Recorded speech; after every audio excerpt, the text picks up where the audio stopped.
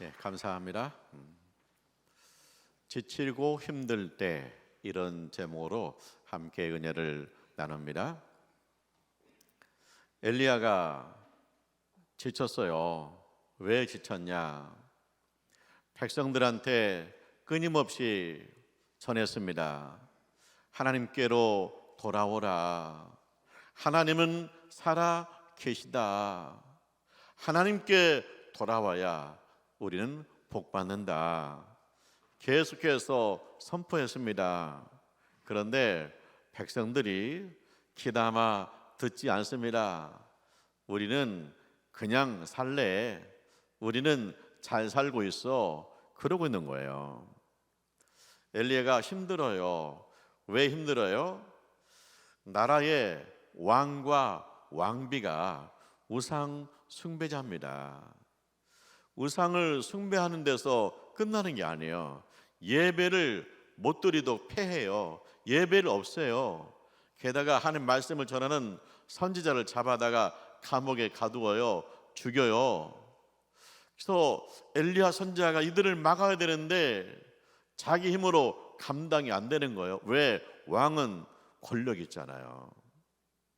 이제는 엘리야도 죽이겠다고 덤비고 있어요. 그래서 엘리야가 제자 한 명을 데리고 도망가는 거예요. 사람이 없는 광야로 도망갑니다. 가다가 엘리야 그럽니다. 제자한테 너는 돌아가라 하고 엘리야가 광야에 들어가요. 사람 없는 광야에 들어가요. 나무 밑에 앉았어요. 그리고 푸념하는 거예요. 하나님, 나는 더 이상 감당이 안 됩니다. 하나님, 나는 지치고 힘듭니다. 나 죽고 싶습니다. 내 생명을 거두어 가세요. 그러는 거예요. 사람이 지치고 힘들면 두 가지 현상이 나타납니다. 첫째는 뭐냐? 혼자 있고 싶다. 나 멀리 도망가서 아무도 모르는 데 가서 나 홀로 있고 싶다. 두 번째는 뭡니까? 죽고 싶다. 내 인생은 여기까지인가 보다. 죽고 싶다. 그런 생각이 드는 거예요. 그런데 하나님께서 엘리야를 치유하십니다. 엘리야를 회복시키십니다. 하나님께서 어떻게 엘리야에게 새 힘을 주십니까? 첫째는 먹고 자고입니다. 엘리야가 하나님 앞에 막 푸념하자. 나 죽고 싶어요. 나 더 이상 못하겠어요. 그러다가 나무 밑에서 잠들었어요. 그러면 나무 밑에서 잠들었는데 하나님께서 어떻게 하실 것 같아요? 엘리야는 막 깨워가지고 너 왜 여기서 잠들었느냐? 깨워서 기도해야지. 너 왜 누워있느냐? 일어나야지. 너 이 정도밖에 안 되냐? 실망이다. 하나님이 그런 하나님이 아니잖아요. 하나님이 엘리야한테 천사를 보내요. 천사가 와가지고 엘리야를 어루만지는 거예요. 그냥 흔들어서 깨우는 것도 아니에요. 어루만져요. 그래서 엘리야가 눈을 뜨니까 천사가 떡과 물 한 병을 주는 거예요. 그래서 엘리야가 그 떡을 먹고 그 물을 마시고 다시 잠들었어요. 엘리야가 깰 때쯤 되니까 천사가 다시 왔어요. 일어나 먹어라. 그러더니 또 떡과 물병을 주는 거예요. 그래서 엘리야가 그 떡을 먹고 물을 마시면서 힘을 얻었어요. 그래서 일어났어요. 우리가 지치고 힘들 때는 뭘 해야 되느냐? 지치고 힘들 때는 먹고 자고 하는 겁니다. 지치고 힘들 때 잘 먹어야 돼요. 잘 자야 돼요. 먹고 자고 하는 것이 회복이에요. 예수님도 말씀했잖아요. 우리 기도를 가르쳐줬잖아요. 우리에게 일용할 양식을 주옵소서. 시편 127편 2절에 나와 있잖아요. 하나님이 사랑하는 자에게 잠을 주시는도다. 그래서 내가 힘들고 지칠 때는 뭐냐? 내가 먹고 자야겠구나. 먹고 자는 것이 치유예요. 저도 이제 주일날 피곤할 때가 있죠. 또 복잡할 때가 있어요. 그러면 저녁 때 먹고 일찍 자요. 뭐 7시에도 자고 8시에도 잡니다. 그럼 우리 아내가 와서 쳐다본다는 거예요. 죽은 듯이 자니까. 그러다 보면 한 2, 3시쯤에 일어나요. 일찍 잤으니까. 그럼 푹 잤으니까 뭐예요? 몸이 개운해요. 그래서 우리가 치유된다, 회복된다는 건 뭐냐? 먹고 자고 먹고 자는 것이다. 그래서 가정이 늘 생기가 충만하려면 잘 먹어야 됩니다. 그리고 잘 자야 됩니다. 이것이 하나님의 방법입니다. 하나님은 우리가 지치고 힘들 때 먹이고 채우신다는 거예요. 그래서 먹고 자고 먹고 자고입니다. 두 번째입니다. 두 번째는 하나님의 음성입니다. 엘리야가 이제 먹고 자고 해서 힘을 얻었잖아요. 그러니까 하나님께서 산에 올라오래요. 그래서 엘리야가 산에 올라갔어요. 그랬더니 강한 바람이 불어요. 그런데 그 강한 바람 속에서 하나님이 안 계셔요. 그 다음에 막 지진이 났어요. 흔들려요. 그런데 그 지진 속에 하나님이 안 계셔요. 하늘에서 불이 떨어져요. 근데 불 속에서 하나님이 안 계셔요. 그러더니 하나님의 음성이 들리는 거예요. 하나님께서 말씀하시는 거예요. 엘리야가 불 속에서도 지진 가운데서도 바람 가운데서도 하나님을 못 만나는데 어디서 하나님 만나냐? 하나님의 음성을 듣고 하나님의 말씀을 듣고 하나님을 만나는 거예요. 자, 우리가 피곤하니까 먹고 자고 하면 몸에 힘을 얻습니다. 근데 우리가 하나님의 자녀잖아요. 우리 영혼이 살려면 뭐예요? 하나님 말씀을 듣고 하나님 말씀을 읽고 하나님 말씀 듣고 찬송하고 하나님 말씀 듣고 기도하고 그러면서 내 영혼이 사는 거예요. 먹고 자고 하면서 우리의 몸이 샘을 얻고 그 다음에 말씀 듣고 하나님 말씀 듣고 찬송하고 말씀 읽고 기도하면서 우리 영혼이 살아날 줄 믿습니다. 저도 이제 피곤하면 일찍 잔다고 그랬잖아요. 새벽에 2, 3시에 일어나잖아요. 그러면 또 이제 새벽기도 말씀을 봐요. 말씀을 보면서 깨달음이 있고 말씀을 보면서 은혜가 있고 말씀을 보면서 회개가 있고 말씀을 보면서 축복이 있고 용서가 있는 거예요. 그래서 우리는 하나님 말씀으로 살아나는 줄 믿습니다. 천영호 장로님 간증이 있어요.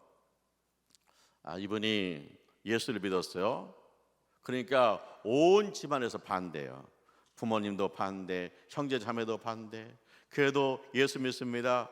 부부가 예수 믿습니다. 그 다음에 초등학교 다니는 아들 둘이 예수 믿습니다. 행복합니다. 집에서는 오지 말래요. 그래도 신앙생활 잘해요.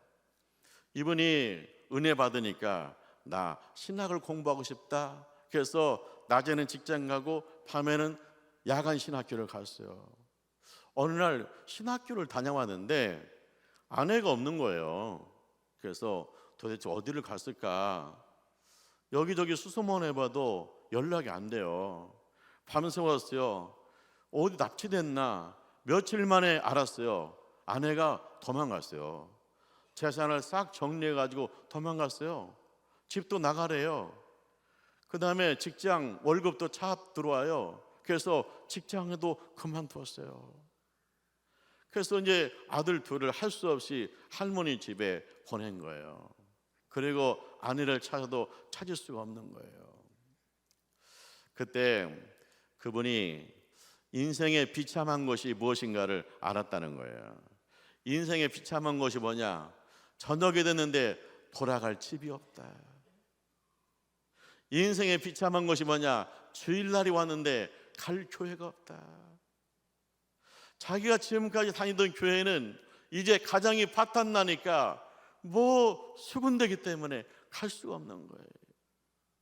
그래서 그냥 자기를 아무도 모르는 교회 가가지고 그냥 울다가 사람들 다 가면 밤 예배 끝나고 다 가면 그 교회 뒷자리에서 쭈그리고 누워서 잠잤다는 거예요. 그래서 항상 십자가를 바라보면서 주님 어떻게 됩니까? 그런데 어느 날 주님의 음성이 들리는 거예요. 영호야, 내가 너를 안다. 그러시는 거예요. 근데 그 말 듣고 막 펑펑 울었다는 거예요. 왜냐? 예수 믿는다고 부모 형제도 나를 모른다 그러고, 아내도 나를 버리고, 그리고 친구들도 자꾸만 멀어지고, 세상에 나 홀로인데 하나님은 나를 아시는구나. 내 슬픔을 아시는구나. 그러니까 이제 하나님 음성 들었으니까 뭔가 변할까? 아무것도 환경은 변하는 게 없는 거예요. 자기가 깨달았대요. 사업이 잘 되면 뭐예요? 사업이 잘 되면 그때는 꽃다발도 오고 축의금도 온다는 거예요. 그런데 사업이 안 되면 사람들이 다 도망간다는 거예요. 자기가 어려워지니까 사람들이 다 떨어지는 거예요. 그래서 결국 어떻게 했냐? 세상에 나밖에 없구나. 그리고 살 소망이 없구나. 그래서 이제는 죽어야겠다, 자살해야겠다, 그런 마음을 들었다는 거예요. 그런데 이제 자기가 신학교 다니는 신학생인데, 전도사인데 어떻게 자살을 하나? 살 수도 없고 죽을 수도 없고. 그래서 이제 성경을 펼쳤대요. 그랬더니 욥기 23장 10절이에요. 그 전에 무슨 말씀이 나오면 이런 게 나와요. 내가 앞으로 가도 하나님 안 계시고, 뒤로 돌아가도 하나님 안 계십니다.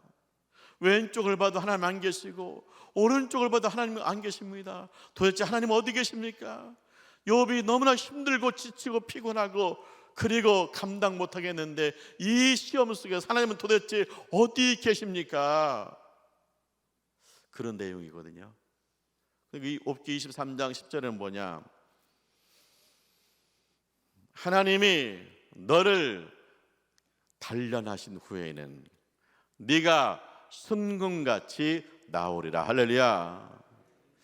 그래서 깨달았다는 거야. 이것이 하나님이 나를 연단하시는 거구나. 그 산에서 금덩어리 캐오면 거기에 금도 있고 돌도 있잖아요. 그것을 풀무불 속 용광로에 집어넣었다 꺼냈다 하면 순금이 되잖아요.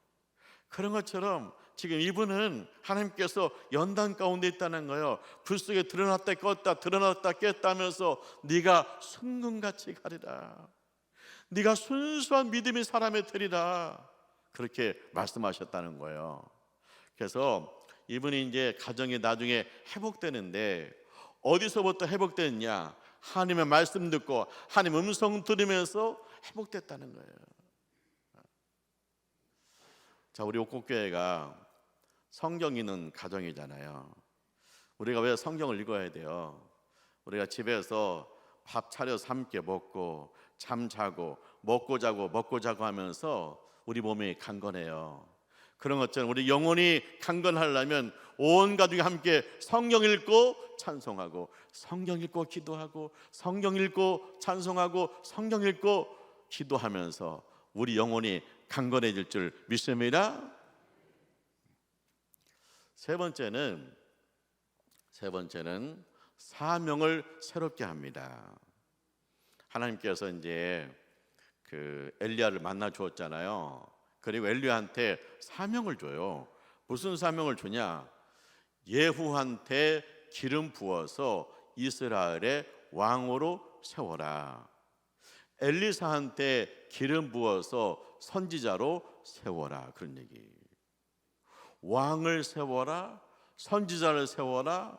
이렇게 앞으로도 엘리야한테 할 일이 남아 있다는 거예요.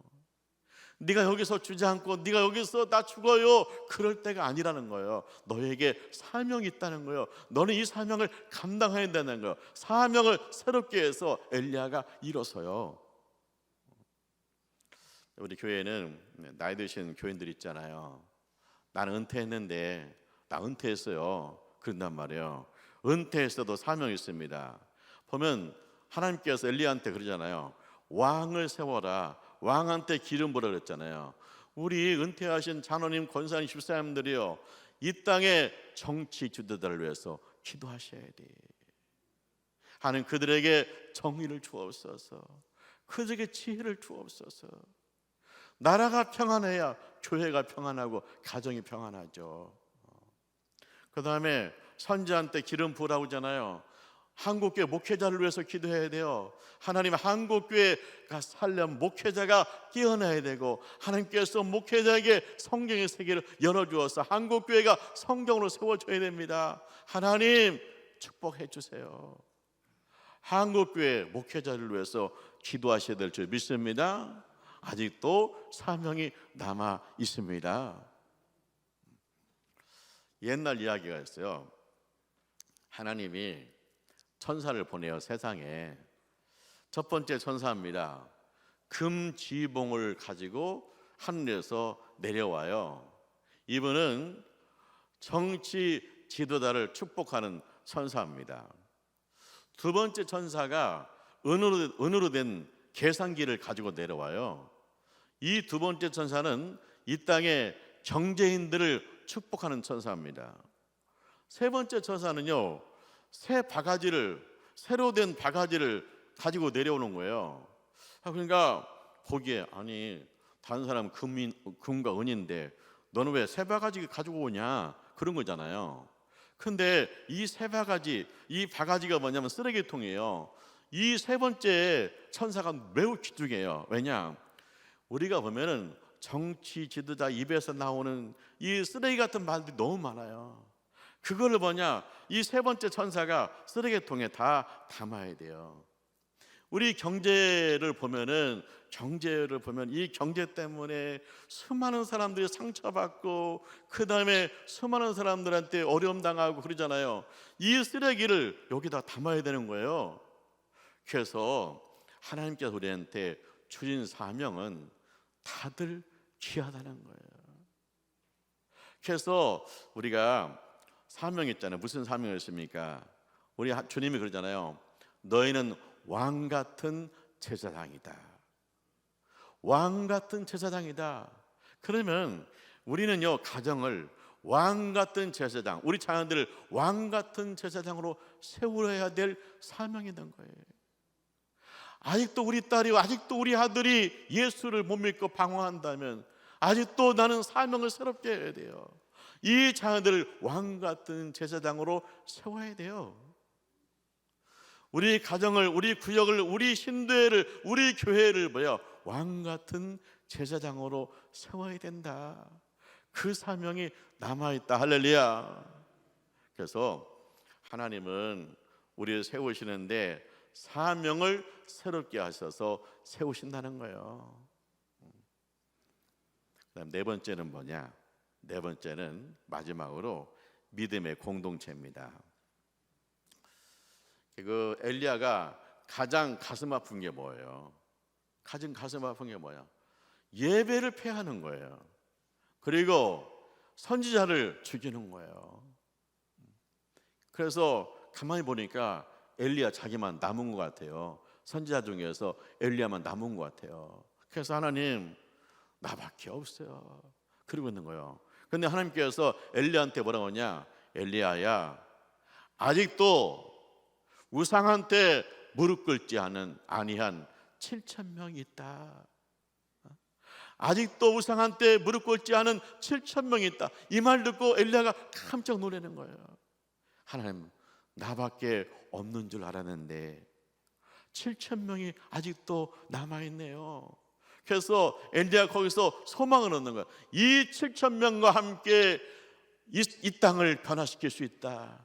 이 7,000명의 믿음의 사람들과 함께 우리는 할 수 있다. 이 땅을 변화시킬 수 있다 하는 힘이 생기는 거예요.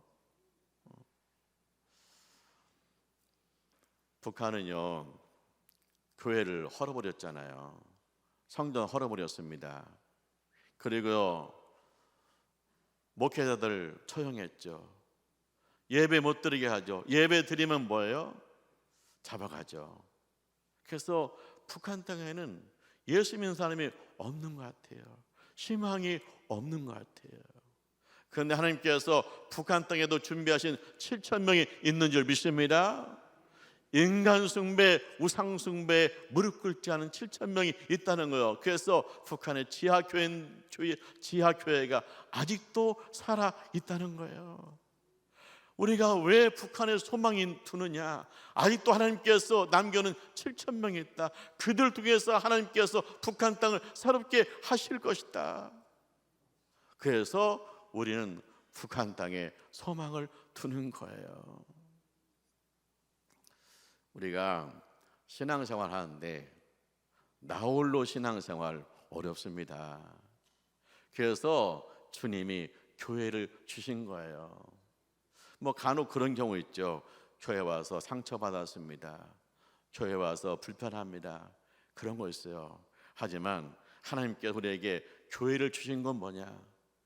이 교회를 통해서 우리가 위로받고, 이 교회를 통해서 우리가 세움을 얻고, 이 교회를 통해서 우리가 성도의 교제를 나누면서 우리의 신앙을 든든히 하는 거예요. 요한계시록에 보면 예수님께서 에베소에 보내는 편지가 있어요. 그 편지의 내용이 이런 거예요. 예수님이 에베소 교회에 수고를 한다는 거예요. 인내를 안다는 거예요. 게으르지 않은 것을 안다는 거예요. 주님, 우리가요 주님을 위해서 헌신하는 거 주님이 아시죠? 우리가 주님 때문에 기다리고 참고 기다리는 거 주님 아시죠? 우리가 주님을 위해서 열심 내는 거 주님이 다 하신다는 거예요. 그런데 한 가지 책망할 것이 있대요. 그건 뭐냐? 너희가 첫사랑을 버렸다는 겁니다. 첫사랑을 회복하라는 거예요. 여러분, 교회가 젊은 교회가 있다, 늙은 교회가 있다. 젊은 교회고 늙은 교회는 무슨 차이가 있을 것 같아요? 젊은이가 많이 모이면 젊은 교회다, 그럴 수 있죠. 근데 사실은 뭐냐? 사랑이 충만하면 그 교회는 젊은 교회고요, 사랑이 식어가면 그 교회는 늙어가는 교회예요. 그래서 주님이 에베소 교회한테 말하기를 사랑을 회복해라, 첫사랑을 회복해라. 너희 교회가 늙어가고 있다, 첫사랑을 회복해라, 그렇게 말씀하시는 거예요. 그래서 우리가 교회에 와가지고 이 믿음의 공동체에 와서 우리가 서로 사랑을 나누면서 예수 사랑, 십자가의 사랑, 부활의 능력 가운데서 우리가 축복하고 위로하고 격려하고 함께 중보기도 하고 함께 기뻐하고 함께 밥을 나누고 함께 기도하면서 우리는 회복되고 치료되는 줄 믿습니다. 사랑하는 하나님의 가족 여러분, 우리가 살다 보면은 힘들고 지칠 때가 있어요. 그런데 하나님께서 우리를 치료하십니다. 회복시키십니다. 첫째는 먹고 자고 먹고 자면서 내 몸에 힘을 얻는 거예요. 두 번째는 하나님 말씀 읽고 기도하고 말씀 듣고 찬송하면서 내 영혼이 살아나는 거예요. 세 번째는 뭡니까? 사명을 새롭게 해요. 아직도 내가 해야 할 사명이 이 땅에 남아있는 거예요. 네 번째는 믿음의 공동체입니다. 우리가 교회에 와서 함께 주님을 찬송하고 성도의 교제를 나누면서 내 영혼이 치유받고 살아나게 될 줄 믿습니다. 이 은총이 여러분 가운데 충만하시기를 주님의 이름으로 축원합니다. 기도하죠. 하나님 아버지, 감사합니다. 지치고 힘들 때마다 주님이 찾아오셔서 말씀해 주심을 감사합니다. 지치고 힘들 때마다 너는 내 것이고 너에게 주신 사명이 있다고 깨닫게 하심을 감사합니다. 지치고 힘들 때마다 교회 와서 찬송하고 말씀 듣고 기도하고 성도의 교제를 나누면서 새 힘을 얻게 하심을 감사합니다. 믿음으로 승리하게 하여 주옵소서. 사랑으로 주여 회복되게 하여 주시옵소서. 예수님의 이름으로 기도합니다. 아멘.